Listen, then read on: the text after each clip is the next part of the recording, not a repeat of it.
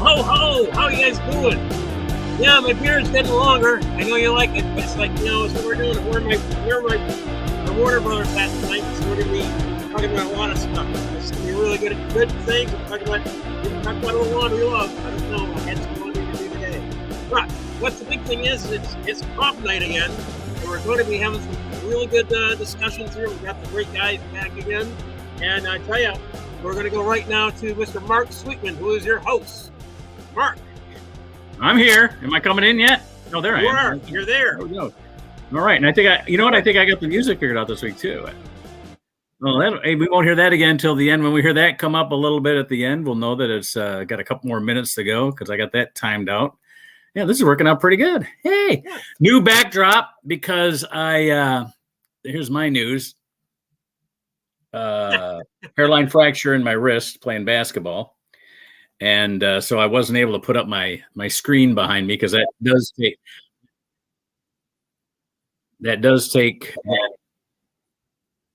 Hello. All right. That was my YouTube, which is on a 5-second delay. I forgot to turn it off before I started here. So anyway, doing something noble, playing basketball with seniors. It wasn't like I was playing 18-year-olds and getting my ass kicked. I was, we were kicking each other's asses, and I just took a bad spill, and now I think I'm out for this. I think I'm out for the rest of the season, and it ends the end of April anyway. So I'll be ready to go when we start again in September. So that'll be good. Okay. So anyway, let me get Andy back out here. I'm sorry about that. I got me on solo layout here. Let me see if I can figure this out. Hold on. Here we go. And there we go. Excellent. Sorry. I caught you picking your nose. Good. I'm picking my nose. I'm like, I thought I was offset. Sorry, guys. I always like to do that for a comedy show. Anyway, up behind me here, that's my boat pilot's license. I am a licensed pilot for watercraft for hire on inland lakes, which means the state DNRs controls that. Uh-huh. I cannot go anywhere where the large freighter ships go, the international ships. Uh-huh. So if I do the Detroit River, it's got to be along the Detroit side of the river. Yeah. I can't go over to the Canadian side and all that. Not with passengers. I can do whatever I want. Is this like a charter license? You can actually, I can take like fishing boats, and I just have to know where the freight routes are and stay away from them. But I can now pilot a boat that has paying customers. Well, this is just perfect. This is where you're going to have. This is going to be your stand-up club is going to be on the sea.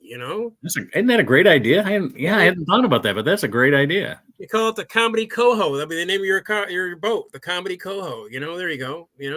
That could work. Coho fishing while you're doing comedy. Yeah. I think hook, line, and sinker. It'd be great. People on board. Yeah.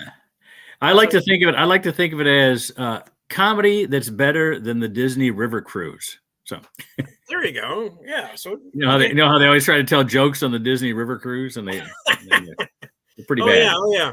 Those are great. Like the Jungle Cruise you take. Jungle Cruise. That's it. The Jungle Cruise. The Jungle Cruise. Yeah. Ton of dad jokes. It wasn't so much Disney. Disney actually had some good jokes. You were done the Cedar Point one. We almost do it by heart.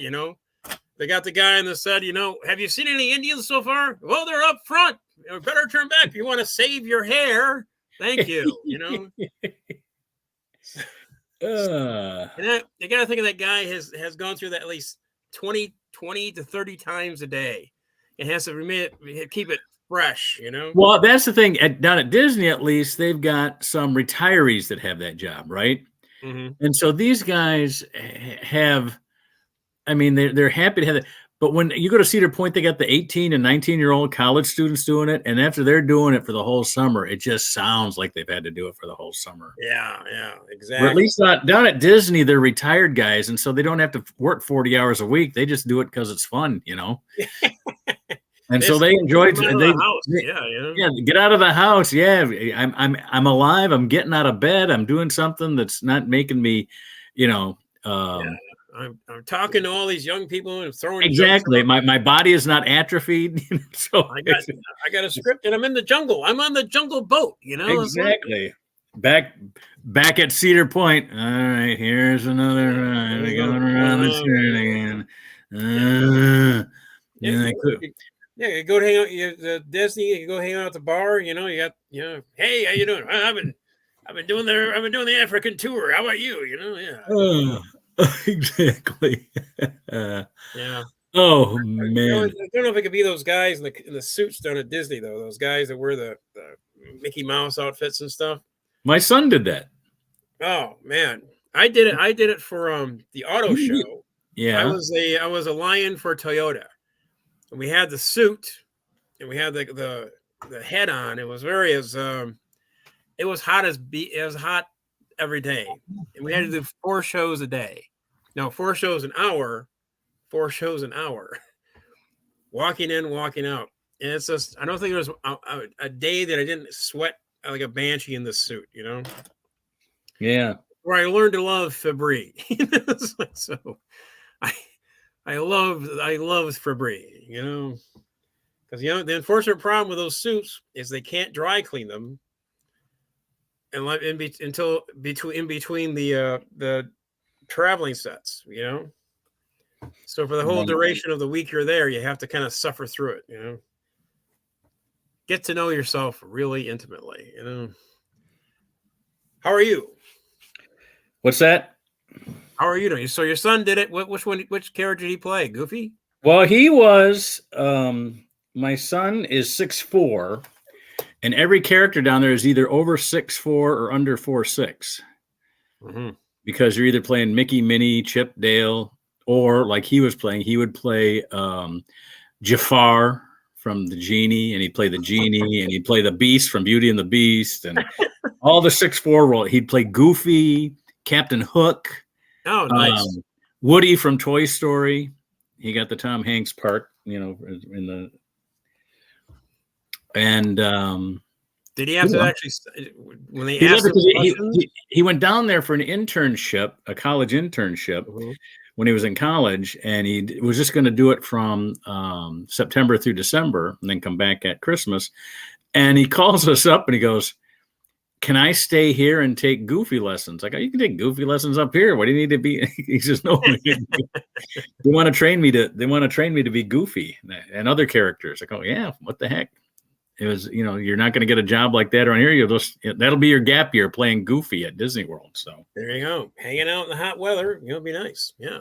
Yep, he did that, and then his brother, who became the animator, did an internship down there. I'm trying to get all my kids there. Disney has some great internships. They pay them, they house them. Nice. They have a campus. It's off campus, but it's a housing campus for all the kids that are college students that do a semester or a year. There's 3 semesters: fall, winter, and spring, summer. And they can either do a semester or 2 or a whole year. They don't let them do more than a year unless they hire them on. But that's not the point of the program. They want to get them back in school to graduate. But we did meet some kids down there that ended up transferring down to the schools down there so that they could keep staying at Disney and finish their schooling. Nice. That's a great program, and they pay them well. They house them. Everything is great about it. Cool. And when both of my boys were down there, because they're 4 years apart, that was kind of nice too, because we had 8 years.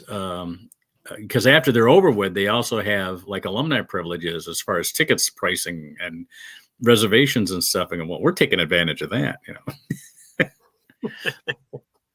Well, that's cool. I didn't realize that. So they had so he was down there for a while. And was he paid for the internship? Yes. Yeah, that was the best part about it. They got paid for it.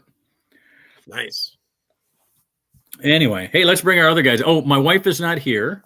Oh, okay. She's on a plane between Atlanta and Detroit right now. So there will be no poem, because I do not have the talent that she has. I won't even try to attempt it. We'll just, make the people wait. The 4 people that view this show. We did have 4 viewers last week, because I always check how many viewers that we have after we get done, how many watch it live, and then before I put up this week's show, as I'm creating it, I always look to see how many people viewed it during the week. We did have 4 viewers. Now, it doesn't ever tell you how much of the show they went through, but let's just presume they watched the whole thing. And, for me, do that. Thank you. Well, at least we're not on Netflix. They would have canceled us at the beginning of the year, So. That's true. Anyway, let's bring our guys out here. Here he is, our favorite opening act at the Young Club on Sunday nights in Ypsilanti at the Ale House. He's yours. He's mine. Hey, if you need a gay Republican cab driver, he's your man. Oh, he does comedy too. Please, a warm welcome for Jason Grant, everybody. Here he is. Hey, and not only that, I've got a fursuit as well, and I've been known to pay college-aged men for internships, but yeah, they're kind of surprised. He's just sitting next to you in the cab for like 8 hours. It was at the Fatty Arbuckle Lodge. I believe your interpretation of internship is a little bit different than Disney's, though. I think so. Yeah, not really. Actually, you'd be surprised. There's actually some overlap there. I can see some of the questions from the colleges. Is this all we're doing? Just driving around 8 hours? No. There's going to be something at the end of this. No. That's just exactly. I'm part of the John Wayne Gacy impersonator club. I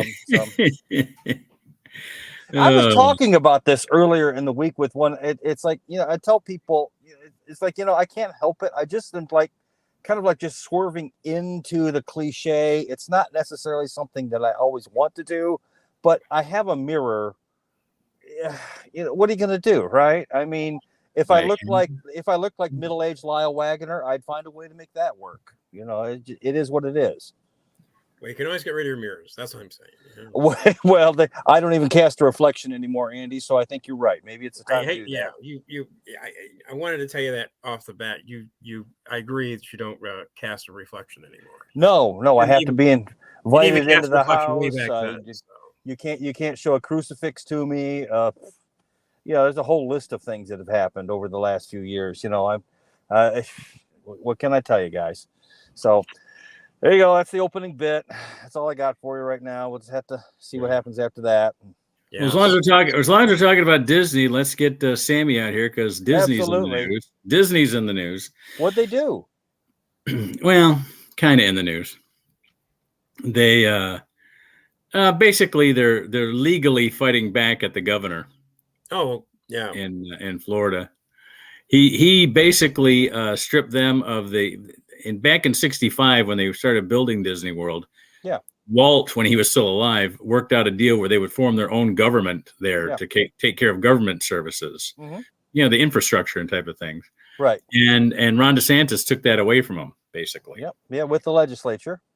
Yep. And he appointed 5 board members to this board that would run this. I can't remember the name of it now. And before they took their positions, the previous Disney people made some rulings and contracts with people that are still binding after they leave. So it was kind of a fuck you very much type of thing. Oh, absolutely. Again, I didn't realize it was still revolving around that situation, but I think DeSantis has to really understand that. Disney is a multi-billion-dollar corporation. Now, Florida is, by the way, a state corporation. It's a different kind of corporation. Right. Nevertheless, there is going to be blowback. Everything has to be done. Everything has to be done legally. Right. And so, whatever Disney's going, and Disney doesn't care about whether they're friends with DeSantis or if they upset DeSantis. What they care about is the bottom line. They care about money. Where and DeSantis is more about DeSantis is more about getting votes. So DeSantis is trying to out Trump. He's trying to run. He's trying to run on that Trump thing within the Republican Party. Yeah, I'm going to run on everything you like about Trump, but not the things you don't like about him. Well, he is a little more politic than Donald is. You have to give the man that much. You may or may not approve of what he's doing. Who's that? DeSantis. But he is certainly a more adroit politician than Donald Trump is or ever was. By the way, I love the backdrop. It reminds me of sort of a David Lynch Red Room thing. I'm digging it. Oh, yes. Are you going to get Lillian? No, that was me shouting out to one of my daughters here because we have a daughter who got found herself stuck without transportation. Mm. And this is, next week is our 4th anniversary of this show. Yeah. And you'd think after 4 years, they would know Monday night between 8 and 9, I'm pretty busy. So Yeah. can't depend on me for a ride. Sammy keeps coming in on my dashboard. Oh, here he comes again. And when I try to put him on, I'm just going to put him on this time as soon as I can see him. Right. I'm going to pop him up here. If you got to take me down or whatever you got to do to get him up, let's see what he looks like this time. Yeah. Oh, he's a spinning circle on my screen. What do you guys got? I just Yeah, my old phone before I upgraded, again with the 13, was doing the exact same thing his phone is doing. Now I know he's not using an iPhone, he's using an Android, whatever. But does he have a computer? But I suspect that's probably what the issue is somewhat related to. Because maybe I'm using the Gmail and it's coming in fine. We've had issues with that. We don't have the name brand internet connection here. We have Huawei. I don't know if you've ever heard of that or not. Yeah, I know. Yeah. It sounds goofy, doesn't it? But anyway, every once in a while we have problems with the Wi-Fi connection, and we have this 75-foot cable that is now wound up and behind my desk. It's still plugged in on one side, but when we have problems and my wife's working and she's got to be online because of work, right? Mm-hmm. We take that cord out and plug it into her laptop, and then she's fine. Yeah. So I think, maybe he could go without Wi-Fi if he could get close to his router and get of course, if he's using his phone, there's no real cable to go from a router to your phone. So you're kind of stuck with Wi-Fi. Anyway, I got him plugged in here, but he's not coming up. So I don't know what to say. But they're again, those phones have a sort of planned obsolescence. They build in a subroutine where when the battery starts to get a little dodgy, it deliberately slows down the operations of the phone. That makes sense. And that way you're inclined to go in there instead of saying, could you please replace my battery? Because we don't do that anymore. They want you to buy a new phone. Welcome to the world. I'm not really breaking. Well, here the new groundbreaking news. You say something like, "Hey, the new phone is only $450." Exactly, and the battery's 125, and your phone's going to be an embarrassing technological boat anchor that why not just have a brick phone from 1997? There's a great scene that people laugh if you go see a movie with an audience. Yes. And you see, it's called Wall Street, and Michael Douglas plays. Yes. Remember when he said, "And greed is good." Greed, exactly. for lack of a better term, is good. I think Sheen's kid was in it. Charlie Sheen was in it. But Michael Douglas picks up this giant freaking brick. Yeah, it was a cell phone back then, and everybody just laughs. And the same thing in Twister when Helen Hunt, she picks up another one of these bricks. You see these phones from back then. Everybody in the theater just howls. Well, especially those kinds of phones were full 5 watts. You turn it on, all living life. The insects die within a 10-meter radius around you, and it had nothing to do with the brain cancer people were getting. No, don't worry about that. Yeah, at the end of the movie, they all have their hair. Wall Street. One of the things they give him is that huge. There he is. We have his visage. All right, we can see him. Can't hear him yet. Can you hear me now? Better. Closer. Can you hear me now? There we go. Well, that's good. Closer. Yeah, we want to see those nostril hairs. So and he's gone. He's gone. So close. I'll tell you what, take me off and see if that'll help. All right. Now, can you still hear when I take you off? No, I can't. Put me out. Take me off the screen. I can hear what you're doing. All right, hold on here. Or just take me off the black. I can just put me out so I can watch what you're doing. I can still watch it. So, and to see if I know how to do that. Hold on here. I'll go and I'll say, nope, that's not it. How about now? Shake your head, yes or no, if you can still see me. You can? Okay, good. Well, all right. We'll leave it then. Now I know how to put you guys off without putting you out. I like that. Put you off without putting you out. Excellent. All right, now let's try to get Sammy back in here.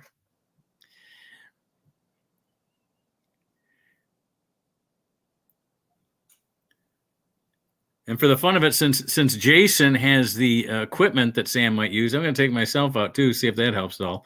I'll come back. If he's still gurgly, I'll just come right back in. So, All right. Meanwhile, Mark is gone. I'm going to talk about my equipment a little bit more. In fact, I just might show you, but no, well, hold on.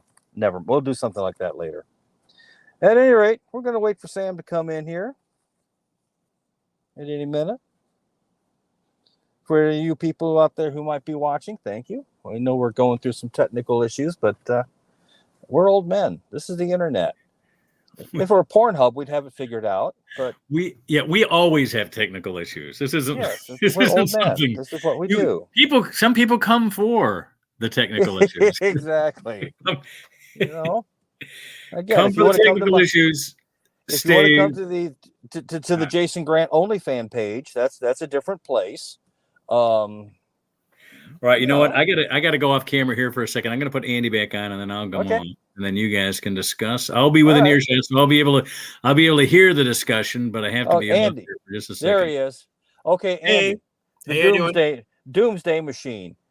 The script for Doomsday Machine, or I mean the music for Doomsday Machine, as you know, was a specially designed motif made just for that particular episode of Star Trek. And I was just curious if you had any opinions as to whether you felt that it was appropriate to the task or not. It's become rather iconic within the lore of Star Trek, the original series. The Doomsday Machine, and that was the one with The giant rutabaga that eats planets. they were in the place. So yeah, I didn't realize they had created original.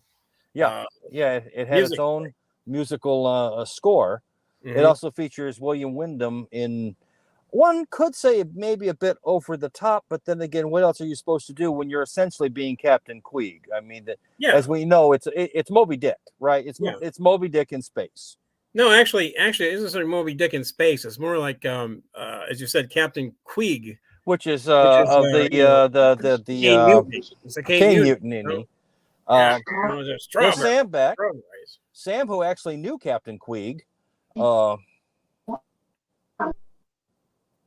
You know, I gotta tell you, even when you're with your comedy material, Mark, Jason, your comedy material, even when you say something innocent, it sounds like a double entendre. You know, I wasn't saying anything. I know. It's like, so you're kind of going like, so I'm going to show you my equipment. It's like your humor is all about double entendre. Well, that's what I'm talking about, swerving into something. I mean, at this point in time, what else can I do? Everything you say is a double entendre. There's only I know. It's like somehow or another, I sold my soul to the devil back when I went to a Ramones concert and didn't know it was the devil.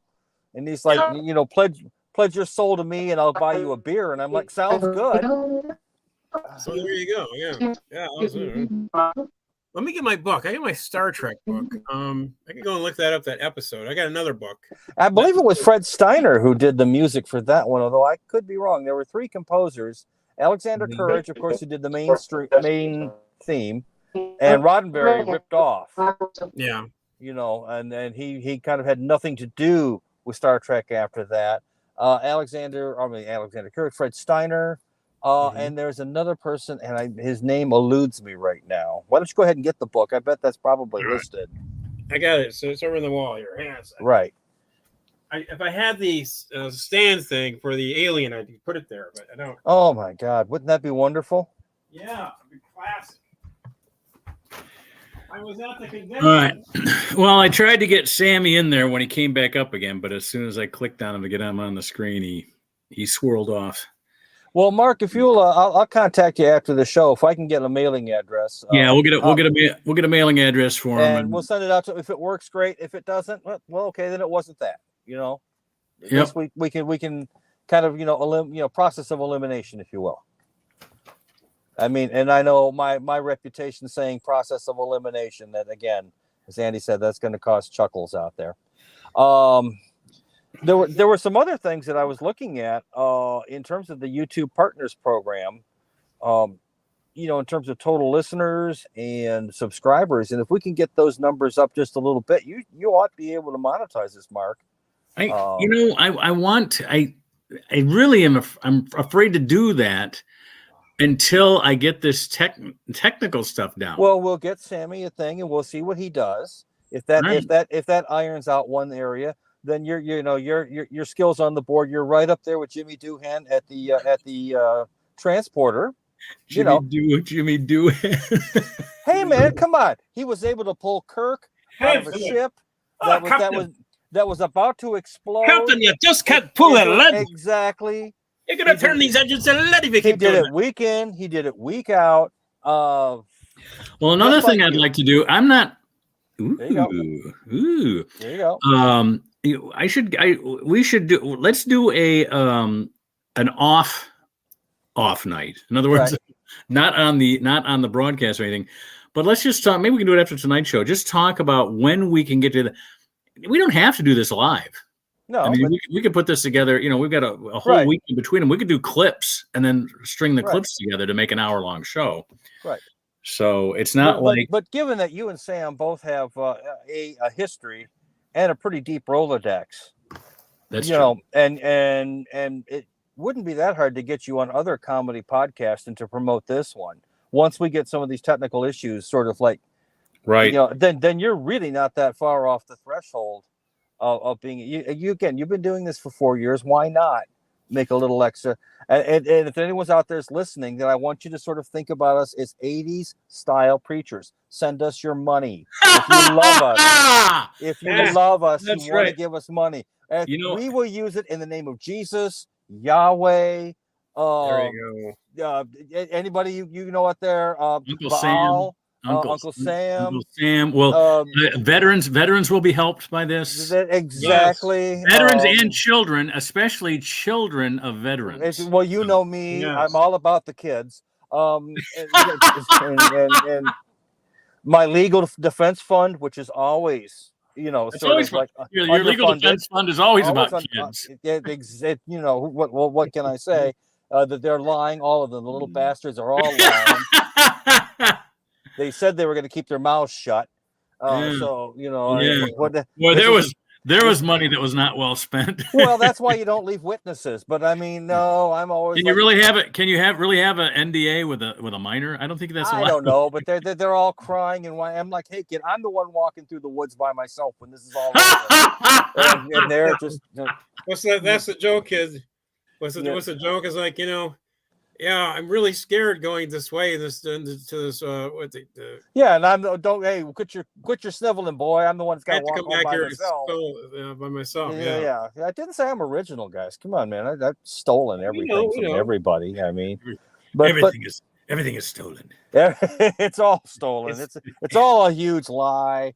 I'm channeling my inner Al Pacino, some synthesis of injustice. What did for somebody all say? and Creativity devil's is advocate. combining two old things and making something new from two things together. It's like, Yes, exactly. It's sort of Hegelian dialectic as it applies to modern comedic aptitude.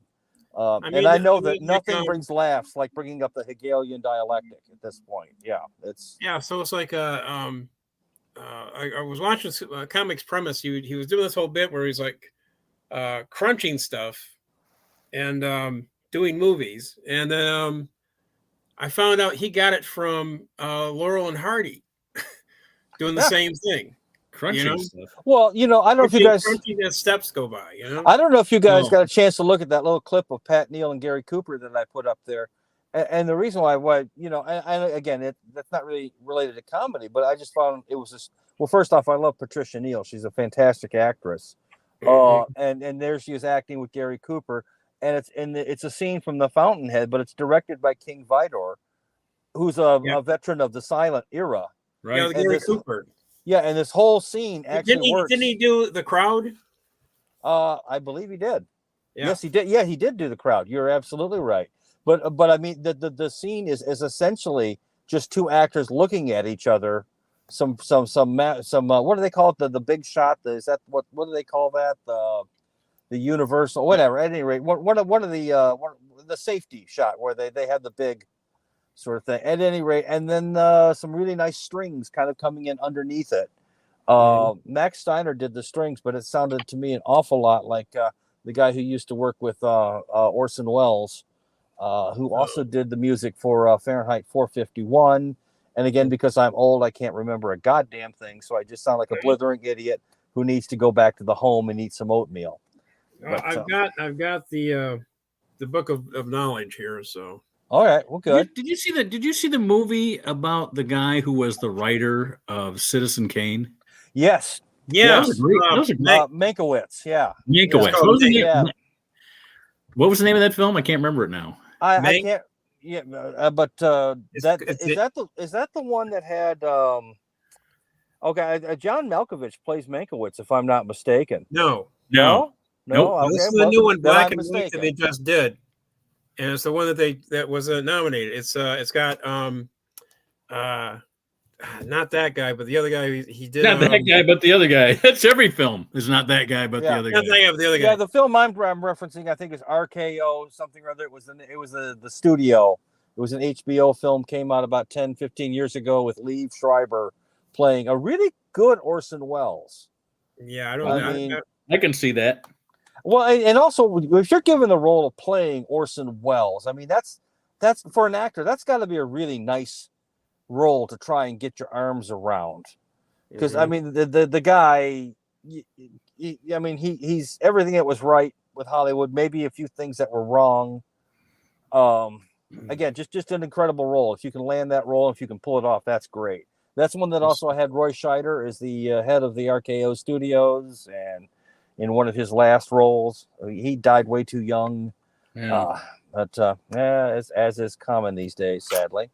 All right, the movie was called Mank. Mank. Okay, that's the new one. And it starred Gary Oldman. Yeah, Gary Oldman is Mankiewicz. Yep. Mank, oh, yeah. Amanda Seyfried played Marion Davies. Yeah. Nice. Yeah. It's a good film. It's really quite good, I thought. Arliss Howard played Louis B. Mayer. See, Louis B. Mayer is right up there with playing Satan himself. You know, the difference is I think Satan was probably a little less, well, maybe perhaps more of a savory and relatable character than Louis B. Mayer would have been.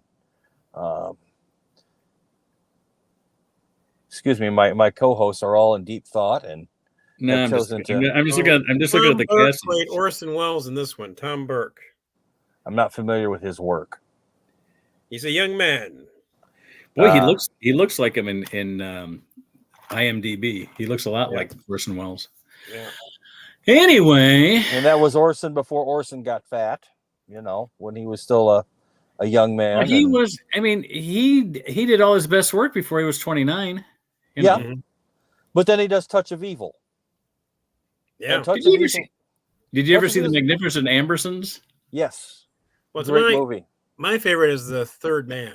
Third Man was good, yeah. Well, I thought this was in it, but he didn't direct or anything. He uses Joseph Cotton and Orson Welles. That was a great film. His version of Macbeth is amazing. You know, what's that? His version of Macbeth is amazing. Oh yeah. You know, his speech, Dagger of the Mind speech, which was also a great Star Trek episode. But his Dagger of the Mind speech is incredible, and that again is a challenging speech. It's a long speech to have to memorize. Oh yeah. And then to have to perform it. Again, not easy. I wished I had the talent to do a little bit. That's the most challenging role they have in acting, is what they say. Is the most challenging Shakespeare. Is Macbeth the Scottish play? Is where Macbeth or the one about the old man? Did you ever see the outtakes of the Paul Masson commercials? Oh yeah. Yes. The one that was the best one was when they did it with the mice. Yes. God, that is so. The French. That has to be one of my favorite filmed bits of all. It was not intentional. It wasn't meant to be funny. God, is it? And the way whoever edited that was so funny. Oh my God. I worked when I was in college. I worked at a place and we did telemarketing, right? Basically it was before it was. We did opinion surveys, but not for candidates, but for products. Do you have soup in your home? Do you have Campbell's, Progresso? And they name all the soups. And what are you wearing right now? But anyway, Anyway, I had a guy that I worked with, and every time he had somebody hang up on him, because we only got paid for completed surveys, right? So every time he had someone hang up on him, I'd hear him, and we were all in these cubes, right? Yes. That you could look up above what they call prairie dogging, right? When those cube worms and everything. That means something different now, but go ahead. Exactly. But anyway, every time somebody would hang up on him, you'd hear him going, the French. Well, Andy will attest to this. I used to work in the phone room at Yellow Cab, and I was the master of what was known as the mute switch. We had a little mute button, and I would often answer the phone, "Thank you for calling Yellow Cab," and "White Power." Given that the company was owned by a man named William Berger, or as I used to call him, Wilhelm Berger, I just, they always hoped that I'd never slip up, because otherwise, the press would have been out there discussing with Wilhelm Berger, owner, if there's any, white nationalism going on at Yellow Cab. The things you do when you're in a cab company, sadly, all been taken away and will never be seen again. I don't know, but yeah, it was one of my favorite jobs. That, and I would also get the dispatcher laughing so hard by doing gay porn trailers that she couldn't dispatch. Oh God! And I'd be using real names of our kids, because we had actual real porn star names. We had Nick Pickler and Dick Otter, and you don't really have to work that hard when you're given that kind of material. Big Nick Pickler and Dick Otter together. Watch it explode in streams of white hot satisfaction. And, our dispatcher would have to. I would guess that, not that I'm an aficionado of porn, but I would guess that any kind of explosion in porn is not your typical explosion. The alliteratives were very important back then in the marketing. What can I say? One had to have that sort of like Dr. Smith with a bit deeper voice. To really sort of you really wanted to fluff the role. You wanted to really just bring it out and make it stand up and just the 80s porn. It was a time. Again, nowadays it has all the spontaneity of watching a backyard oil rig.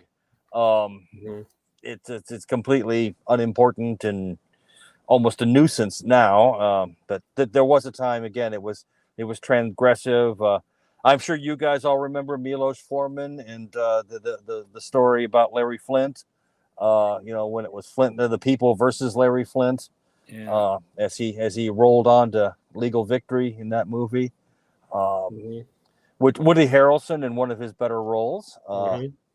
Although one of his best roles is actually his very small but important part in No Country for Old Men. I'm rambling a little bit. Are you? I think so. Hey, keep up the discussion. I'll be back again. I'm within earshot. But I'm just nodding my head. That's what's going on. Okay. All right. Good. So, Andy, you're in favor of puppy killing. Is that correct? Yeah. I said yes, exactly. So you're in favor of puppy killing and cat torture. Cat torture is one of your favorite pastimes, memory serves. No, not really. I'm not going for that stuff. Okay, so what? The nodding stops. We have your attention now. Good. All right. Good. Okay. So Lena and Oli. Oli jokes? Lena and Oli jokes? Yeah, you finish it. Come on, Lena. Come on. You know Lena and Oli joke. You've got to know at least one. It's been years, though. It's been years. I mean, it's like, God, where do they go? Oli and Lena jokes. Yeah, I was from North Dakota. Yeah. Oh yeah. Well, you know that's for sure. You betcha. Yeah, you definitely. Yeah, they got a couple of little some accents up there and whatnot. Oh yeah, it's pretty interesting stuff. Oh man, North Dakota. Yeah, 10 inches of snow dumped on them. Also, like in the UP, so it's kind of pretty interesting.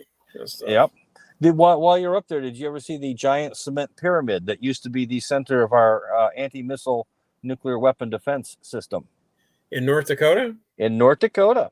No, actually, a pyramid that could be seen for miles away. I saw the Pembina dinosaur. Oh, and I all saw right. the Dickinson cow.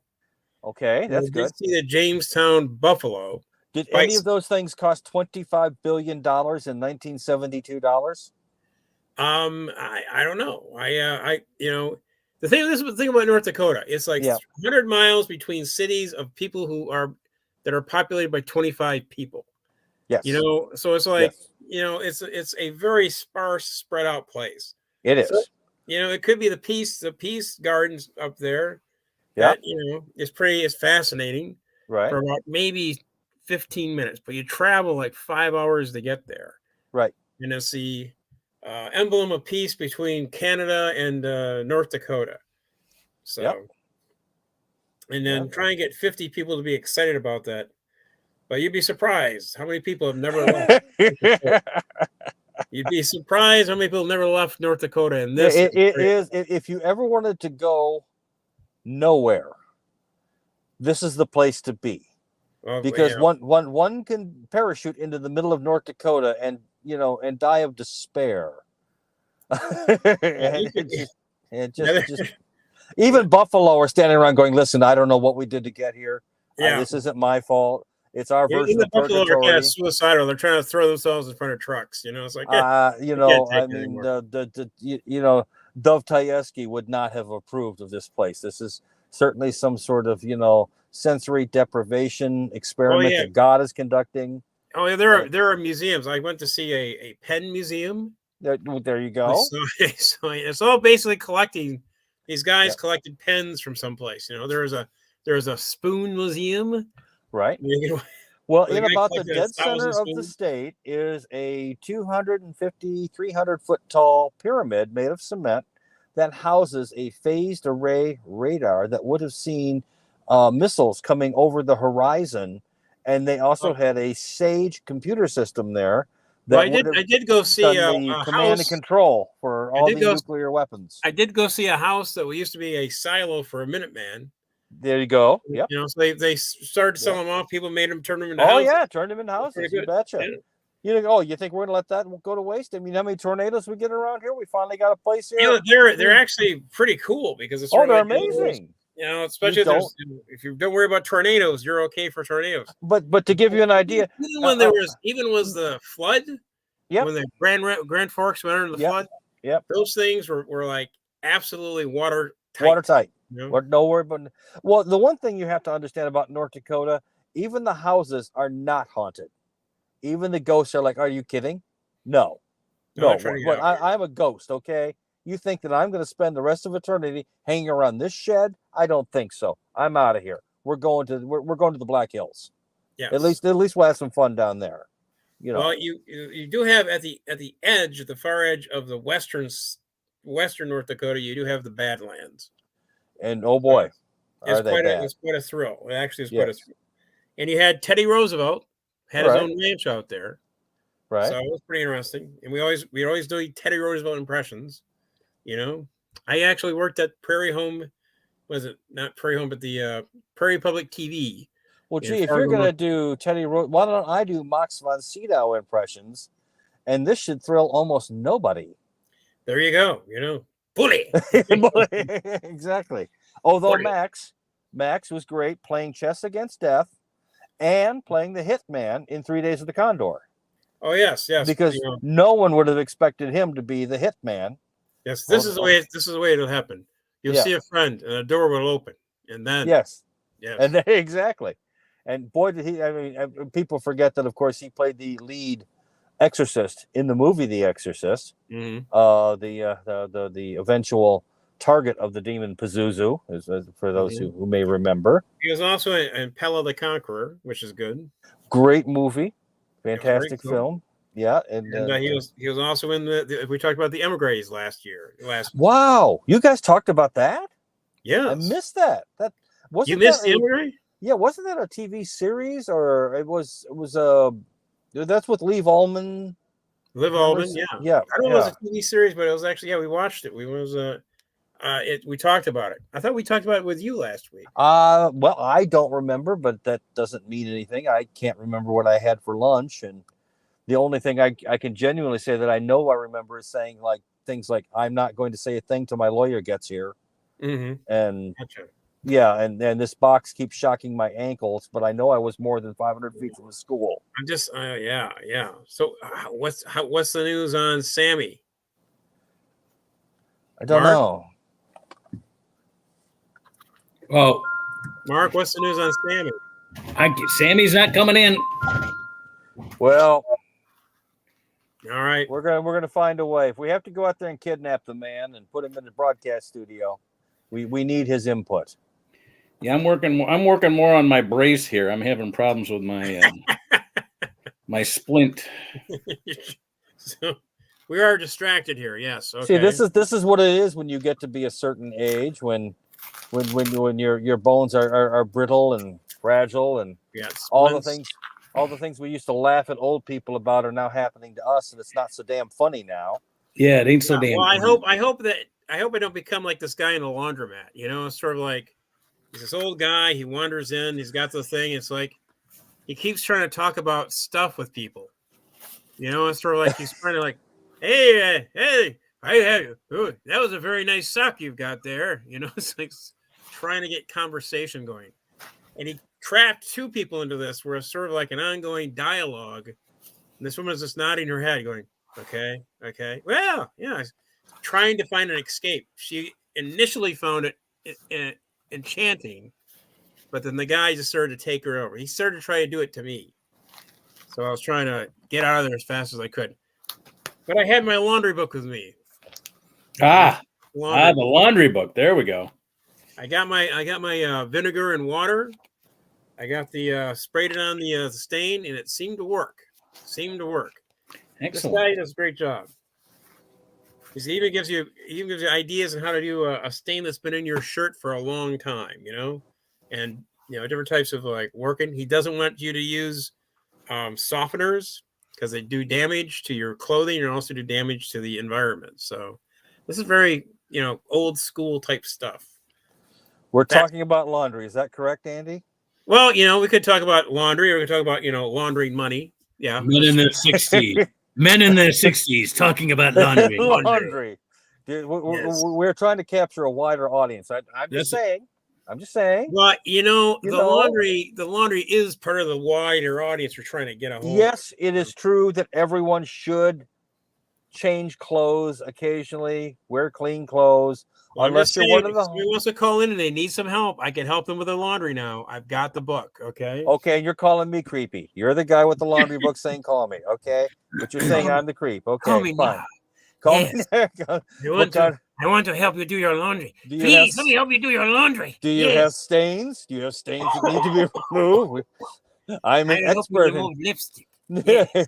I have a clown outfit in back that was stained, and now look at it. It is like new. Yes. You know what you can do? How to get lipstick out of your collar. We used a black light. We use a little horsehair brush to put a little thing about it. Yes. Could you imagine a major detergent company using Chinese people and say ancient Chinese secret as a marketing gimmick for in this day and age for their detergents? That might actually work. Oh yeah, you never know. How do you get your laundry so clean? Well, this guy isn't Chinese. I don't know where that came from, but Yeah, well. And this guy offers, and this is very good. He says, how to refresh your clothes is spray them down with vodka. So with what? Vodka. It's basically it's like it refreshes your clothes. You hang it, spray it down with vodka. It comes out. It's like it's already washed. Vodka, like in a spray bottle. Put it in a spray bottle. Just get some vodka. Because I've spit vodka on a hooker once, but that's because when she told me the price. I mean, I don't know where you can get cheap enough vodka to make that worth it. I know. I do. Oh, do you? I do. Yeah. Just yeah, you pop do. Off. Pop Off's the cheapest vodka. Relski. Yeah, you could use, and if you don't want to use it to clean your laundry, you can use it to clean your cat litter box or to grease your engine. It's good. Yes, exactly. You could drink it, but now Pop Off has been around forever. So that's like we use that in the plays because whenever like a 1918 play, we go grab some Pop Off vodka bottles. So that usually kind of gives it the same period. Oh, there you go. Well, at least you're not talking about laundry anymore. I think we're talking about alcohol. We're going up your alley here, man. we've moved. I would much rather hear about your technique as a set dresser, because well, that might actually be interesting. Oh, No, my I bet technique is a set dresser. I bet you're a good set dresser. Oh, you mean like like Yes, I bet it's I not a double entendre. And I'm not asking you. so yeah. So Jason, well, everything you say is a double It entendre. I is. I'm know sorry. Andy was You've already created this about yourself. So anybody you and say, Andy already attacked me for that. He viciously and ruthlessly attacked me. I don't, no, you shouldn't, because in this day and age, that is something that it's like his gender identity. That is just who he Yes, is. that yeah, He should not be right. attacked for that. what No. light are you? What light? Because there's a light right now in your beard that makes you look like you look like the Marlon Brando from Superman. It made your whole beard Oh. completely white. You know. You mean when he was so fat that they could only shoot him like in Yes. headshots and Yes. and he But sat there and mumbled as Mumbled his Jor-El. ways. Jor-El, you're going to go to the Earth, Jor-El. You know. Yeah. And He this had from a a guy. white beard. This from a guy who's let havoc and let loose, or was it let loose the dogs of war? His Mark Antony speech is amazing. Yes. It He's is. a great actor. Stanley He was a Kowalski. brilliant actor. Stanley Kowalski was great. Yeah. Yeah, and yeah, after that, not so much. Of course, on the waterfront, you should have been looking out for me, Charlie. I was your you got brother. some stuff. I sent some stuff your way. You had some money. I was your brother, Charlie. You were supposed to look out for me. I looked out for you. Yeah, great movie. And the one movie I have not seen and I've got to see because it also has Lee Marvin in it is The Wild Bunch. Oh, I've never seen The Wild Bunch. I've got to. That's Lee Marvin doing his Lee Marvin, except for what, maybe Point Break. Now wait a minute. That's not The Wild Bunch. That's The Professionals. Yeah. No, with The Wild Bunch. The Wild Bunch is with William Holden. Lee Marvin was not in The Wild Bunch. Oh, Wild Bunch is William Holden. Who plays the head of the other biker gang? You got Marlon Brando, right? Wild Bunch. Those guys were on horses. That was an old western. Yeah. Well, what's the movie? You're talking about The Wild Ones. The Wild Ones. Okay, The Wild Ones. Lee Marvin was the opposite. The biker was against. There you go. Well, I missed by one word. The Wild Ones is basically Marlon Brando saying, "What are you rebelling against? What do you got?" Yeah. Well, again, another one of those wonderful movies that sort of that post-World War II angst that was beginning to creep into a conformist America that was all about sprawling out into the suburbs and everyone being exactly the same, becoming the breeding ground for a beat generation, which would later explode in the 1960s into a counterculture that would come to dominate everything we've seen and heard over the last 50 years. Yes. But interesting thing, though, is like, whenever the wars end, they always have these army guys and these military guys who have been used to, killing and doing all this stuff. Yeah. So they create a whole new front of gang. They became the motorcycle gangs. Yeah, they developed the motorcycle gang. That was an outshoot of most of those guys are like ex-military guys. They were, and of course, I'd have to point to the scene from The Best Years of Our Lives where one of the guys goes into the field of ex-bombers that are at a storage yard waiting to be destroyed, and Dana Andrews. What we would recognize as sort of a post-traumatic stress meltdown. Mm-hmm. Back then, I don't think they had the expression, but we certainly knew what it was. What George Carlin did that whole bit about, back in the days, we used to call it, shell shock. 2 words, shell shock. And then they had to expand the wording out to battle fatigue. In World War II, it was battle fatigue. So like, yes, I'm fatigued. And then I think and they added a 3rd word to it in Korea or something like that. It was then finally in the Vietnam they gave it the full thing. Post-traumatic stress syndrome. Yeah. Post-traumatic stress syndrome. Well, at least in Korea is when we at least started to, that's also when the concept of brainwashing and various other torments suffered by our captured were at least acknowledged as being real. And Or the Manchurian Candidate. That was a good yes, yeah, and not necessarily something that one needed to be. I just checked of. out the cast. I just checked out the cast of the Wild Bunch. Listen to this. This is a wild. This cast is awesome. William Holden, Ernest Borgnine, Warren Oates, Robert Ryan, Justice McQueen, Ben Johnson, Bo Hopkins, Strother Martin, Dub Taylor. Strother Martin. Damn, yeah. Then there's a bunch of guys you haven't heard of, but just the top 9, man. That's a. I mean, women would get pregnant just from being near that set. I mean, just walking on that set, you're going to be like, I didn't do anything. Yeah, well, where were you? I was on the set of the. Yeah, okay, never mind. Sorry, there was monster testosterone on this set. We had 4 of those come in earlier in the week. Don't worry, yeah, it happens, you know. I was just on the set. That's all. The testosterone fallout from that would rival anything from The Conqueror, where nobody got pregnant after that, and if they did, the child had 3 arms instead of 2.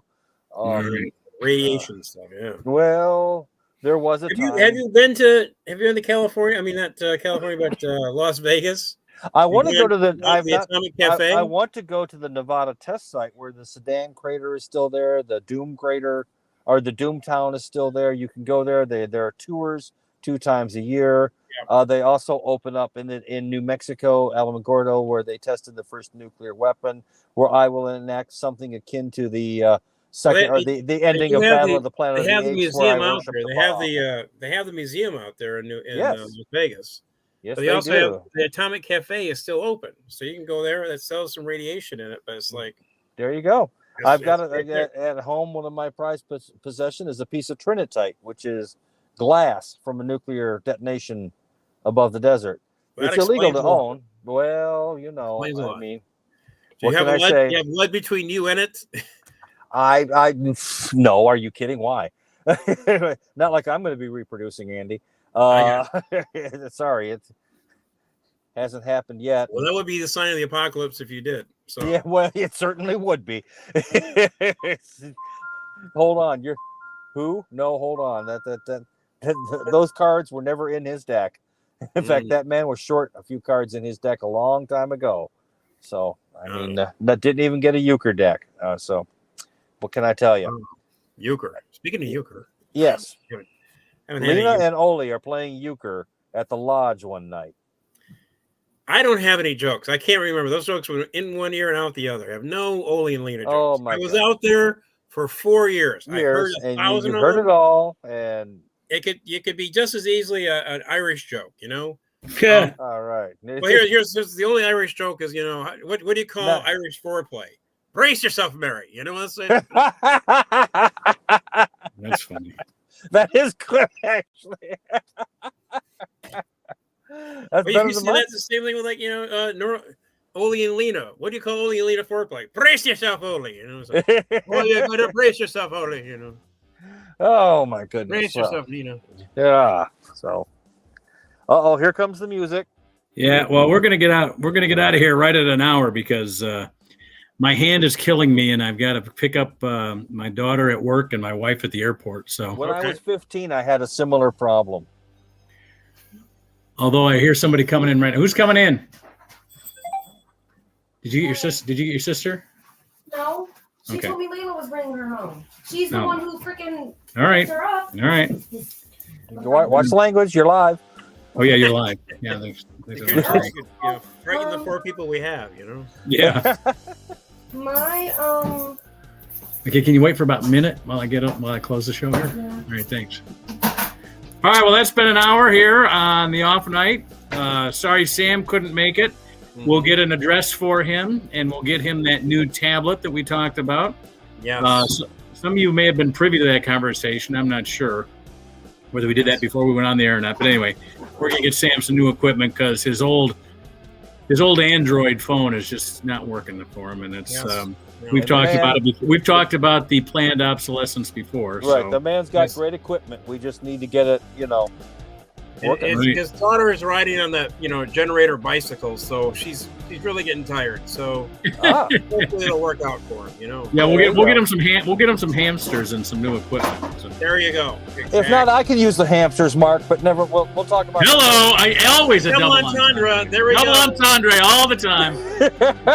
Jason, double entendre Grant. I'm just You trying can't to mention one thing around Jason without him turning into a sexual. me and Richard Gere. Never mind. Okay. All right. We'll see you guys next week at 8 o'clock. Thanks for joining us, everybody. Good night, all. Good night. Have a great night. Bye. Next week, laundry tips for you.